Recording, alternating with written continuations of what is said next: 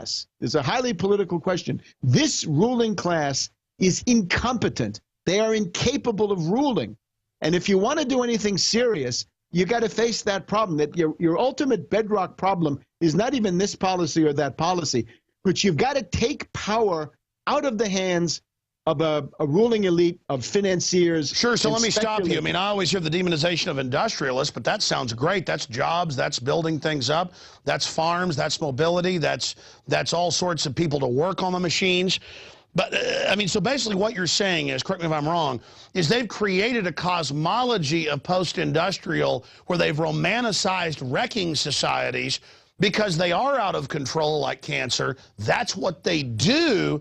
And so they lie and say, oh, that was our plan to wreck everything, and have believed their own delusion? They're shameless opportunists. And Steve Forbes, you know, the toothy geek, as he was once called, right? Presidential candidate.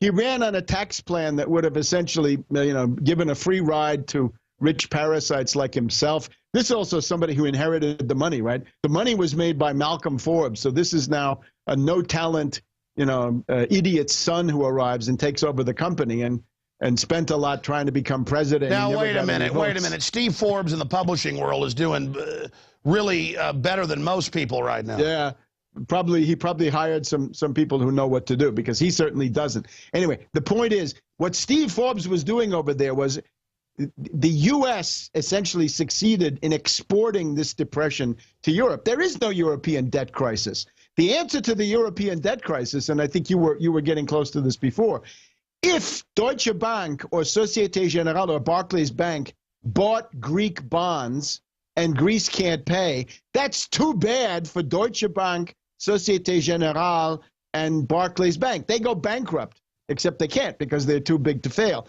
So what we have in Europe is the triumph of neoliberal monetarist ideology, which says that if Greece can't pay, then Greeks have to die, right? They have to be killed through austerity, take away their health care, they die, take away their unemployment benefits, their food subsidies, they die. And a lot of them are also killing themselves, right? In Greece and Italy, you can see that the ultimate effect of an anti-people austerity policy, right? Again, draconian cuts, genocidal fascist cuts that can't be imposed under democratic conditions, is that people begin to kill themselves. Now, all right, listen, we're going to get into all that, but I specifically, and I'm going to give you the floor to break down what you think are the solutions here, Webster, but I want to get into, you mentioned things like LIBOR. The average person has heard of that, interest rate fixing, but the magnitude, this confirms everything we were saying, that they were fixing it for free money for themselves to loan shark and gouge us. I want you to talk about LIBOR, but also, what does it signify that now for the first time, they are all over every elite publication saying global meltdown, total collapse, 1.4 billion rounds of 40 cal hollow point dum-dum bullets, drones, troops. I mean, for the first time, they're going from denying all this to gearing it up. Does that A, mean they're getting ready for the collapse, or B, are they getting ready to hold people hostage again, like Paulson did in October of 2008, saying, you give us unlimited corporate welfare to too big to fail, or we're going to drop the hammer and have martial law? What is it? Well, the first thing, of course, is the basic reality is that if you have a world economic depression of these proportions, right, and it now exists in the United States, in North America, I think pretty much in general, it certainly has come to Europe. China is slowing. India is slowing. They haven't been quite as bad. You can see that the whole Mediterranean basin, the Arab world, is in deep distress.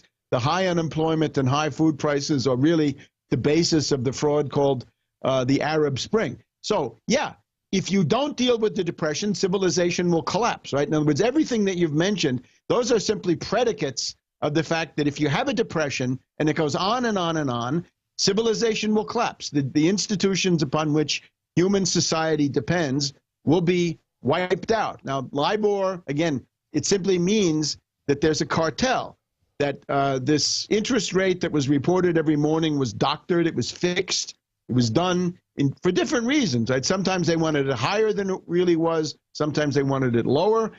There are about 600 trillion or 800 trillion dollars of derivatives around the world, including euro-dollar derivatives, that depend on that London interbank offered rate.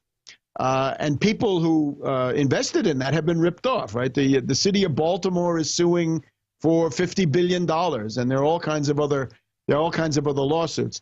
I think, though, what we have to focus on is events in the real economy. In other words, consumption, employment, wages, human longevity, things like this.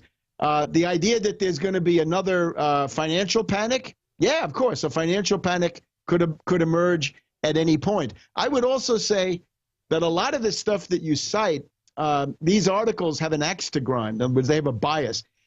Anybody in Britain or the United States who writes about the euro or tells you that the euro is going to crash is part of a, whether they know it or not, they're part of an effort to destroy the euro. In other words, it's a way to export the depression, right? It started in 2009, right? Basically, Christina Romer had studied these things, how flight capital from the U.S. or into the U.S. from Europe was a big thing in the 1930s. So she basically said, how could we get flight capital once again? And then they farmed this out to Soros and company and to the idea dinner at Moness, Crespi and Hart. So they succeeded in exporting this depression so that the center of it is now Europe. And this is what has served to prop up the dollar.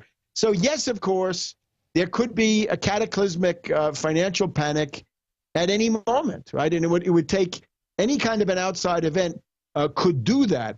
But once again, I'm not so interested in the financial aggregates.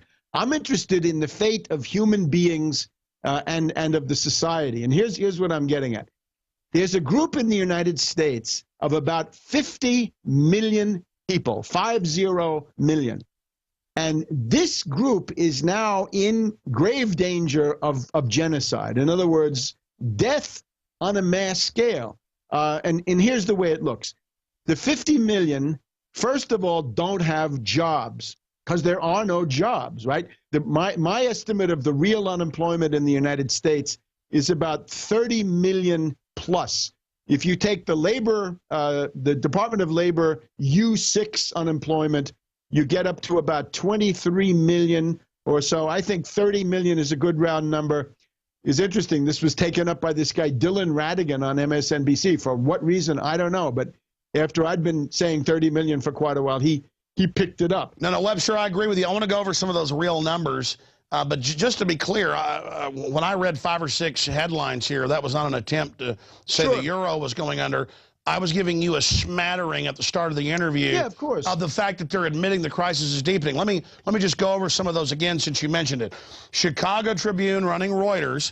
In the U.S., they're saying prepare to, quote, prevent a collapse during a collapse. And then I showed Der Spiegel, investors prepare for euro collapse. Okay, so I mean more and more they're saying there's no way to bail that. Spiegel, notorious British intelligence rag from Hamburg. Hamburg, center of British influence. I understand. I'm just going over. And I know these people. I probably know who wrote it. I'm not sure. Okay, let me tell you who wrote it. Martin Hess.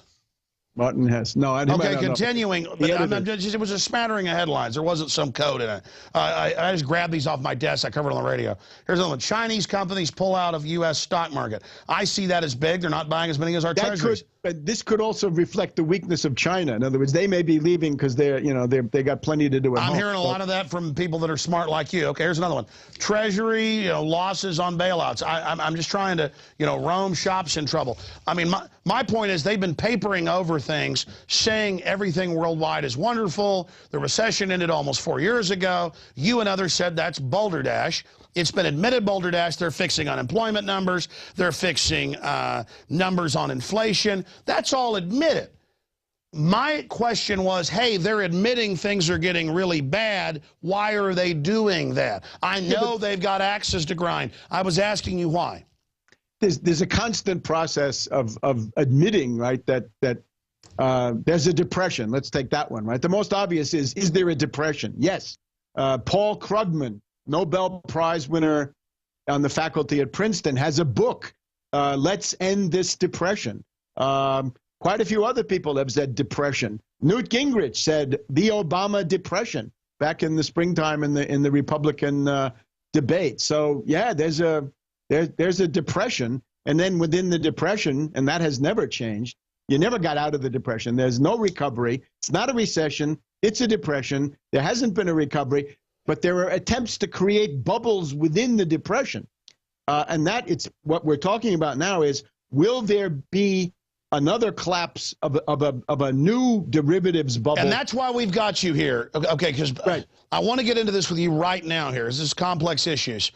What are the new bubbles? Obviously, food, farmland, things like that, military stuff. What are the new bubbles, and what do you expect to be the different break points? I mean, I know it's hard to tell because they're not even in full control. But what are you looking at? What do you see happening? Well, whenever there are objective reasons, for example, the U.S. drought and similar things around the world, it's an objective basis to cover a wave of speculation, right? So as soon as something like this happens, the speculators come in and they make everything worse. And they use derivatives, right? They use various kinds of commodity index derivatives and synthetic derivatives. Naked shorting, computers, flash trading. Yeah, derivatives. So the obvious one is the oil price, right? There's a general idea that the oil price can only go up. So it's generally estimated that Goldman Sachs and Morgan Stanley between them account for maybe $10 or $15 of the price of a barrel of oil, right? Which is now in the 80s. By the way, if you want to deal with that, that's something you can deal with very, very specifically. You can ban these commodity derivatives. You just outlaw them. You have position limits. It says if you want to enter the oil market, you can buy 5% of the oil market, no more. You have to distinguish between end users and speculators. Well, I'll right? say this. I mean, these speculators want new taxes for me to pay them banker bailouts. I want to get into solutions, but let's talk about some of them now. But I've got a few more questions before we get into that whole diatribe, because I want you to have the floor on that. The big one is obviously derivatives. In other words, the derivatives, you know, they haven't gone down; they've gone up. At the time of the crisis, I was sure they use bailout money to engage in more speculation. So what do you do? A 1% tax? Yeah. Look, again, with derivatives, it's very specific. Some you ban. Let's take collateralized debt obligations. If you remember, a year ago this spring, Lloyd Blankfein of Goldman Sachs appeared before the Senate, right, when Senator Levin was reading this thing about this obscene a report about, you know, what a piece of crap these CDOs were that he was selling. At the end of the day, in one of his TV interviews, even Blankfein said, maybe we should just outlaw credit default swaps. Yes, exactly. Outlaw credit default swaps. You ban them. They were illegal in the United States from 1936 to 1982 under the Commodity Exchange Act. This is the series of New Deal things that prevented the Depression. Sure, Webster, I want you to stop, because in 10 minutes we go to the half hour where I'm giving you the floor to get into solutions. I'm not going to talk about listen. solutions. I'm just saying, even Blankfein said you can ban them, right? No, the other stop. Collateralized. Stop. I want to get into solutions and your ideas because I respect them, but I want to stop there before we run out of time here. This is riveting. Let's go here, because most shows don't have these big, long, in-depth interviews. How does war, how does Al-Qaeda, how does trying to get Shiites and Sunnis into a global civil war, how does that feed in? Because obviously there's not just economics, there's warfare, there's other ingredients. So you've been to these countries just recently. You've been there under bombardment in Libya and in war zones in Syria. We respect your courage on that front more than I have. Tell us how that feeds in, and because you know how to look over the horizon. Sure. What do you expect to happen geopolitically, or what are some of the storm clouds we should look to form? I mean, I want to know this. The viewers want to know. Break down some of the different futures you see, and then I'm going to sit back, buddy, for 30 minutes. In about 8 minutes,